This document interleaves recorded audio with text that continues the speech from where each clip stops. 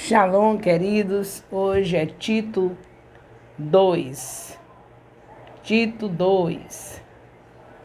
O pastor Tito, que tem a cobertura do apóstolo Paulo, está aqui com seu capítulo 2. Tu, porém, fala o que convém à sã doutrina. As ovelhas que sejam sóbrios, aos velhos que sejam sóbrios, respeitáveis, prudentes, são na fé, no amor e na paciência. Vou repetir isso aqui, viu, gente? Eu, porém, fala o que convém. Tu, porém, fala o que convém à sã doutrina. Tem dias que fica difícil até para falar, porque é muito capítulo, é muita Bíblia, são 1.189 capítulos. E eu estou assim, um capítulo após outro. Quando você vê minha voz cansada e vê eu trocando o nome, é porque as anotações que eu estou vendo já estão assim, ó, tudo baralhada, de tanto ler, de tanto ler, de tanto ler. Mas tem que ser. O Senhor me chamou para trazer o livro de volta, o seu santo livro, a Bíblia.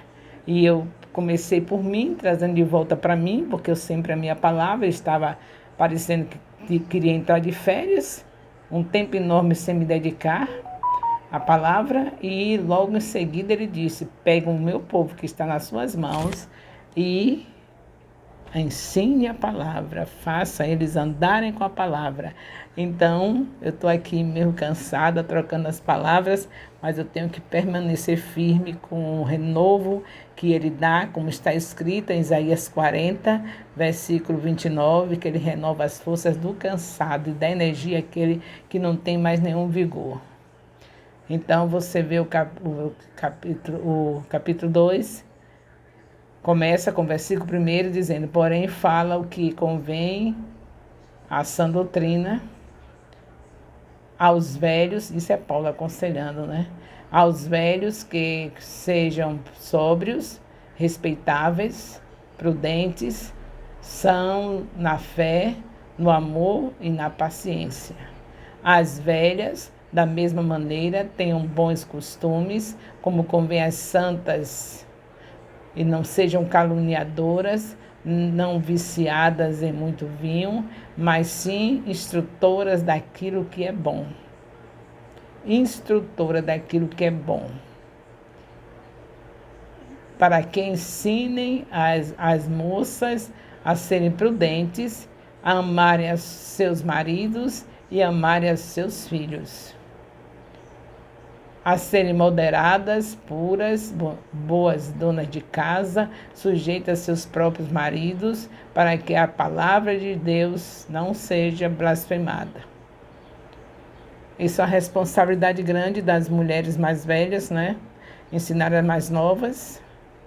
Porém, não se esqueçam que o Senhor diz em Atos 2:17, que filhos e filhas profetizarão. Então, não é somente o ensino das mulheres para as mulheres, mas o Senhor não deixou uma única mulher chamada Débora para estar ensinando a Baraque. Em todo tempo aos Baraques, em todo tempo é necessário Deus usar quem Ele quer. Quem Ele quer. Ele usou até jumenta. E a mulher que é imagem dele e que está como adjutora do homem, com certeza Deus quer que as que estão disponíveis, com os corações maleáveis, estejam ensinando também de um modo geral, porque quando o Espírito fala, pode ser até um jumento.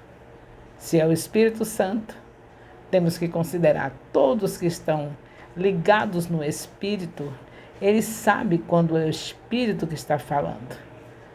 E é claro que se alguém está falando a palavra como ela é, procurando cada vez mais falar a palavra da maneira que ela está vindo na Bíblia, não fazendo as suas próprias ideias, então você já sabe que é o Espírito. Então se submetam. Estejam felizes de saber que Deus usa quem Ele quer, para edificar a sua vida.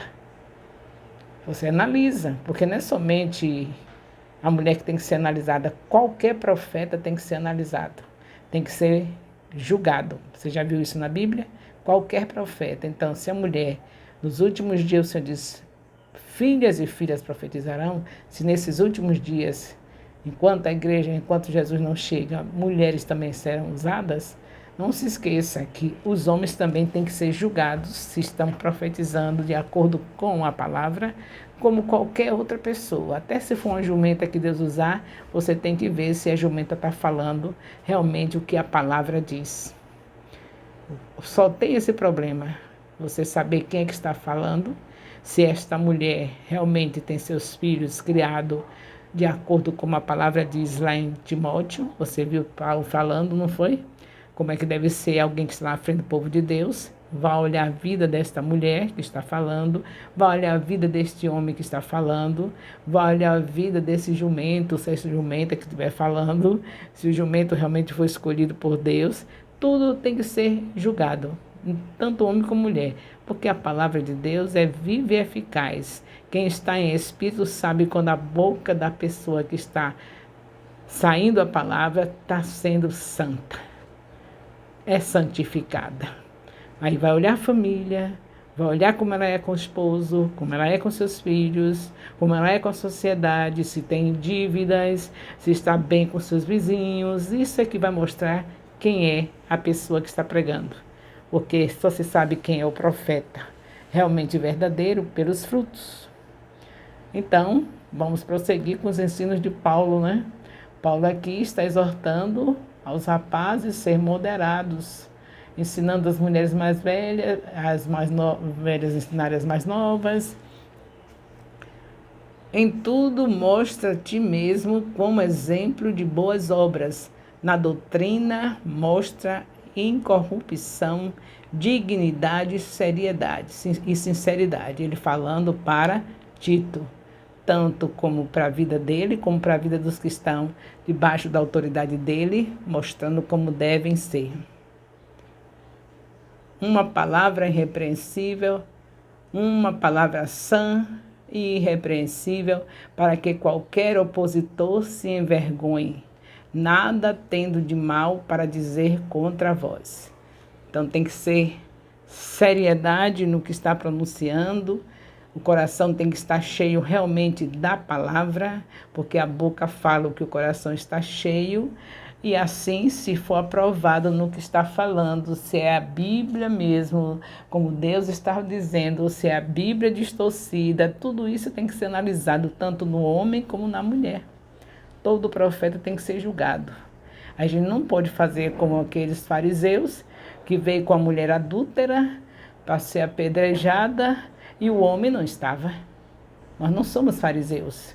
Se tem que julgar uma mulher se ela está falando correto a Bíblia, tem que julgar também o homem se está falando correto. Porque o que está em pauta é que se fale a palavra na sua essência como ela está e não fale a palavra distorcida. É só isso.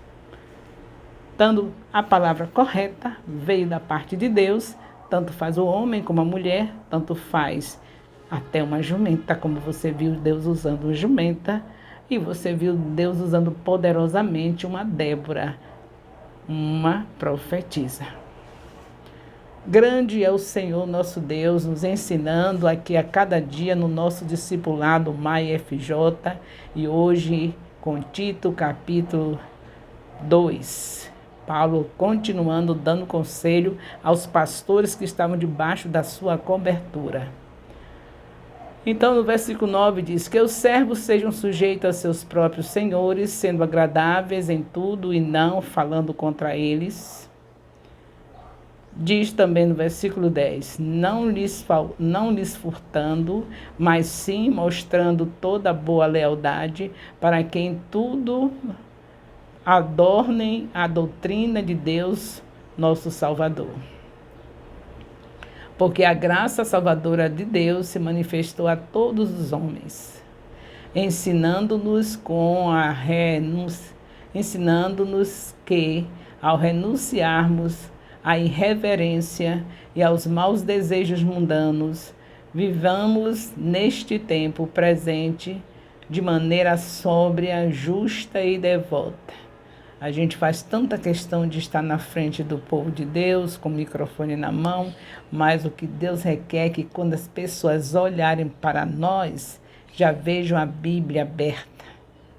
É isso que Deus quer.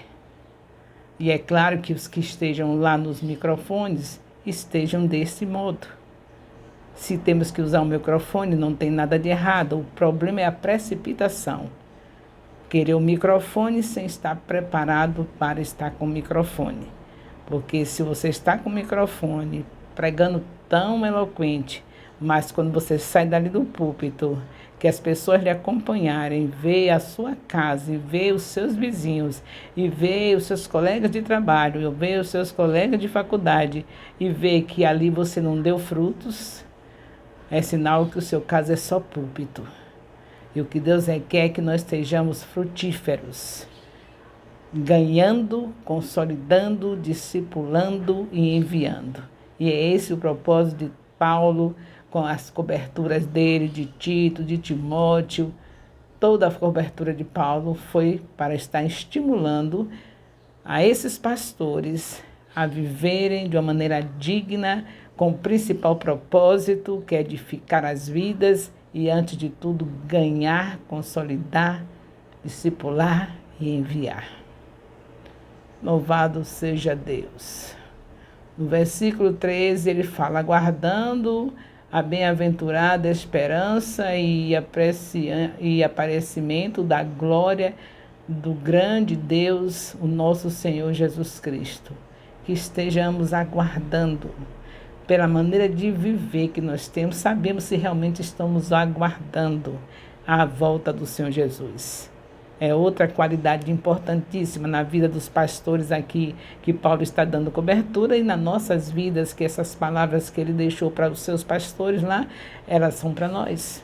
Então, estamos aguardando mesmo? Será que alguém que está aguardando é capaz de fazer coisas para garantir o seu futuro, sabendo que Deus disse que é buscar o reino de Deus e a sua justiça, e as demais coisas nos serão acrescentadas, ou vos serão acrescentadas? Será que eu tenho uma obra para fazer? Tenho pessoas, ovelhas na minha frente, como aquilo ali que eu estou como aquelas ovelhas não está sendo suficiente para que eu tenha as coisas que eu desejo no meu coração, então eu vou e aumento, vou fazer alguma coisa, dividir o momento de estar com as ovelhas com um trabalho secular, que é para poder completar, para poder ter as coisas que eu desejo. Em nome de Jesus, vamos deixar essa incredulidade, porque Deus não mente. Ele diz, buscai primeiro o reino de Deus e a sua justiça. O meu marido é um exemplo disso. Graças a Deus, eu durmo com ele há 53 anos, o apóstolo Elias. 53 anos agora, em 2023. 2024, se Deus permitir, 54 anos. E eu sei que ele foi capaz de deixar a gente com dificuldade, mas ele sabia a mulher que ele tinha, de dificuldade financeira, porque o que a igreja dava há 25 anos atrás não dava nem para as despesas que nós temos com o nosso filho excepcional. Nosso filho excepcional não tem aquele benefício.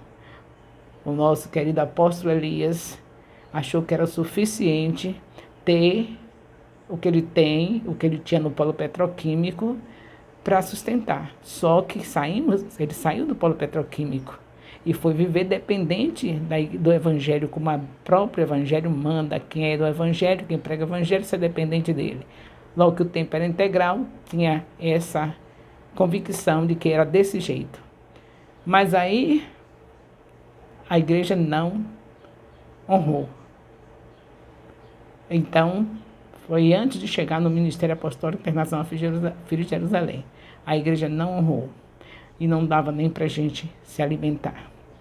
Mas ele não deixou, pregava como se fosse alguém que tivesse com a melhor casa, com o melhor carro, com o melhor alimento, na frente da igreja sem mudar em nada. Não passamos fome de não ter nada para comer, mas passamos fome de não ter alimentos básicos para a minha saúde e para a saúde dele e dos meus filhos. Alimentos saudáveis, que são mais caros. A gente passou um tempo que não tinha direito, porque a igreja não dava.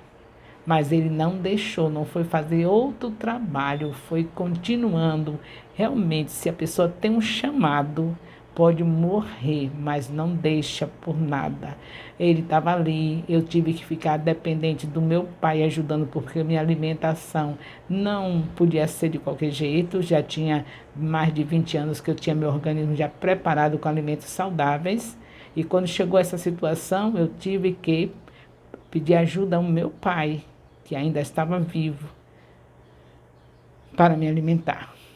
Até que Deus, na sua infinita misericórdia, abriu a visão espiritual de alguns líderes do nosso ministério atual, há 20 anos atrás, que concederam a contribuição para a nossa vida financeira ficar estabilizada, a gente ter condição de viver como um ser humano que está vivendo para Deus. Então, nós sabemos que essas coisas aconteceram no passado e acontecem no presente. Mas os filhos de Deus que estão na frente da obra de Deus, que realmente são chamados, eles não dependem de nada disso. Passam por coisas terríveis, como Paulo passou, e não negam a sua fé. Se é para cuidar de ovelhas, não depende, se Deus chamou para isso, não depende do quanto vão me dar. Vai ter tempo que dão, com Paulo aconteceu isso. Com Paulo teve tempo que davam de fartura e teve tempo que ele tinha que fazer tenda porque não tinha para onde correr, senão passava fome. Então, queridos, esse Paulo aqui deixa respostas para tudo, certo? Então, nós vemos ele aqui nessa luta e ensinando a Tito e mostrando para ele as coisas que ele passou. Ele mostrava para Timóteo, mostrava para Tito, para todos os seus pastores, ele mostrava as coisas que ele havia passado, para que eles não se assustassem pelo que haveriam de passar. E depois de tudo isso, ele morre decapitado. Louvado seja Deus. Esse é o Paulo que realmente chama a nossa atenção pelo fato dele dizer: sede meus imitadores, assim como eu sou de Cristo.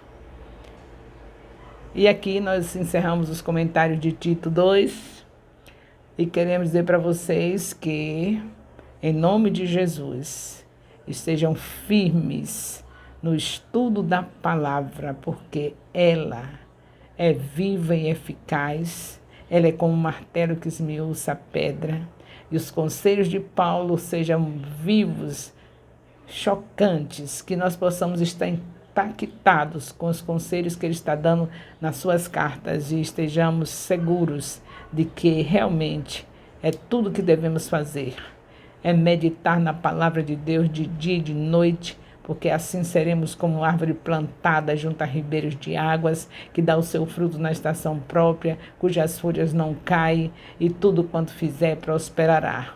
Eu creio que é por isso que o apóstolo Elias superou, porque sempre foi estudioso da Bíblia. E quem é sustentado pela palavra nunca fica deitado, jogado no chão, é levantado pelo poder de Deus, porque a palavra é o próprio Jesus, como está escrito em João, capítulo 1, versículo 14. O amor de Deus, nosso Pai, a graça salvadora do nosso Senhor Jesus Cristo, a comunhão do Espírito Santo, seja com todos os discipuladores e discípulos do MyFJ, com todos os líderes de célula, colíder de célula e componentes de célula do MyFJ, desde agora para sempre. Amém.